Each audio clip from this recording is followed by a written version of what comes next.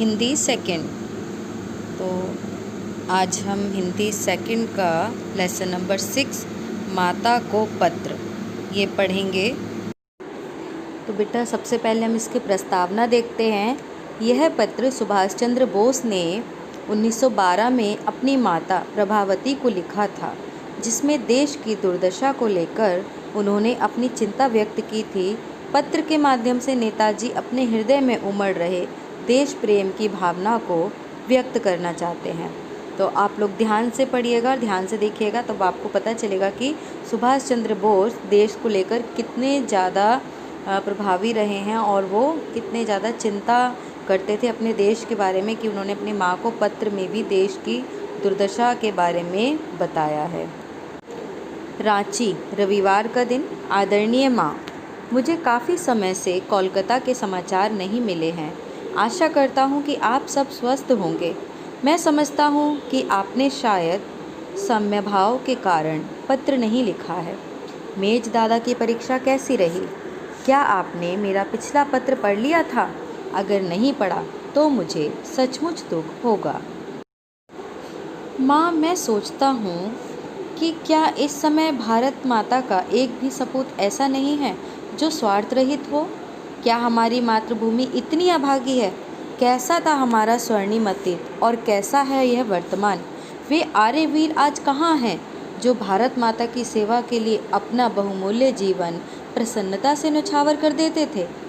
आप माँ हैं, लेकिन क्या आप केवल हमारी ही माता हैं? नहीं, आप सभी भारतीयों की माँ हैं। और यदि सभी भारतीय आपके पुत्र हैं तो क्या आपके पुत्रों का दुख आपको व्यथा से विचलित नहीं कर देता? क्या कोई भी माता इतनी हृदयहीन हो सकती है? फिर क्या कारण है कि उसके बच्चों की ऐसी दुर्दशा होते हुए भी माँ अप्रभावित बनी हुई है? मेरी माँ, आपने सभी देशों की यात्रा की है। क्या भारतीयों की वर्तमान दशा को देखकर आपका हृदय रक्त के आंसू नहीं बहाता? माँ, केवल देश की ही दुर्दशा नहीं हो रही है, आप देखिए कि हमारे धर्म की क्या हालत है। आप उन नारियों की बात सोचें जिन्होंने इस धरती की शोभा बढ़ाई थी, और अब उनके पतित वंशजों को देखें। आप देखें कि किस प्रकार नास्तिकता, श्रद्धाहीनता और अंधविश्वास का बोलबाला है। इसी का परिणाम है कि इतना अधिक पाप और जन जन के लिए दुख और कष्ट है। तो बच्चों, सुभाष चंद्र बोस अपनी माँ को पत्र लिखते हुए इस लेसन में भारत की दुर्दशा का वर्णन करते हुए उन्हें समझा रहे हैं कि वो हमारी ही नहीं बल्कि पूरे देश की माता हैं। वो कहते हैं कि कहाँ गए वो लोग जो देश पर मट मिटने के लिए तैयार थे। आज देश की इतनी बुरी हालत है, कोई कुछ करता क्यों नहीं? कोई समझदारी से काम ले तो हमारे देश की ऐसी हालत नहीं होगी। जिस देश को आर्यों ने शिखर तक पहुंचाया, आज वही देश तड़प रहा है।